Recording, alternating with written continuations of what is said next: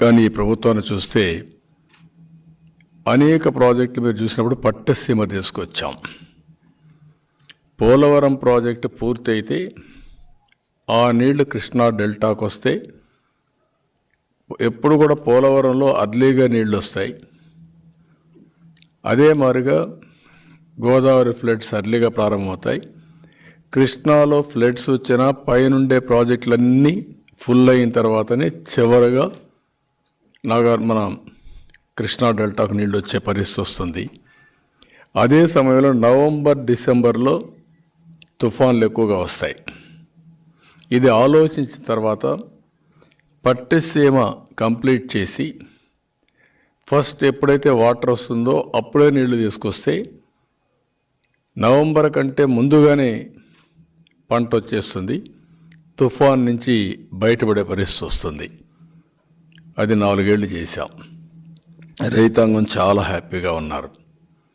ఇంకొక పక్క కృష్ణా నదీ జలాల కంటే గోదావరి నదీ జలాలు ఎక్కువ ఫర్టైల్, రైతులకు ఖర్చులు కూడా తగ్గుతాయి. దానికి కారణం కూడా మీరు చూస్తే గోదావరి జలాలన్నీ అడవుల్లో వస్తాయి. ఆకులు, ఈ యొక్క మూలికలు ఇవన్నీ కూడా కొట్టుకుంటూ అవన్నీ వస్తాయి. దానివల్ల ఎప్పుడు కూడా వాటర్ కూడా మీరు చూస్తే కలర్గా ఉంటుంది, మడ్డిగా ఉంటుంది గోదావరి వాటర్. ఇది ఫ్రెష్గా కనపడుస్తుంది. అలాంటిది 4 సంవత్సరాలు ఆ బెనిఫిట్ వచ్చింది. కానీ ఆ ప్రాజెక్ట్ నేను చేశాననే ఉద్దేశంతో ఈ ముఖ్యమంత్రి ఈ 4 ఏళ్ళు 5వ సంవత్సరం కూడా ఆపరేట్ చేయలేదు. ఆపరేట్ చేసి కానీ కరెక్ట్గా ఉంటే మనకు పులిచింతలు ఉంది పైన.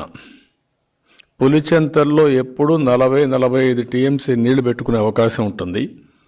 ఆ 45 టీఎంసీ నీళ్లు ఎప్పుడు అవసరమైతే అత్యవసర పరిస్థితిలో త్రాగునీరు కానీ సాగునీటికి కానీ కృష్ణా డెల్టా ఈ 2 జిల్లాలకు ఉపయోగపడే పరిస్థితి వస్తుంది. దాన్ని కూడా పూర్తిగా నిర్లక్ష్యం చేశారు. దానివల్ల ఈరోజు మీరు చూస్తే విధి లేని పరిస్థితిలో ఈ సంవత్సరం ఆపరేట్ చేశాడు. లేకపోతే తన్నేవాళ్ళు పట్టుకొని, అందుకని ఆపరేట్ చేశాడు. అప్పటికి లేట్ అయింది.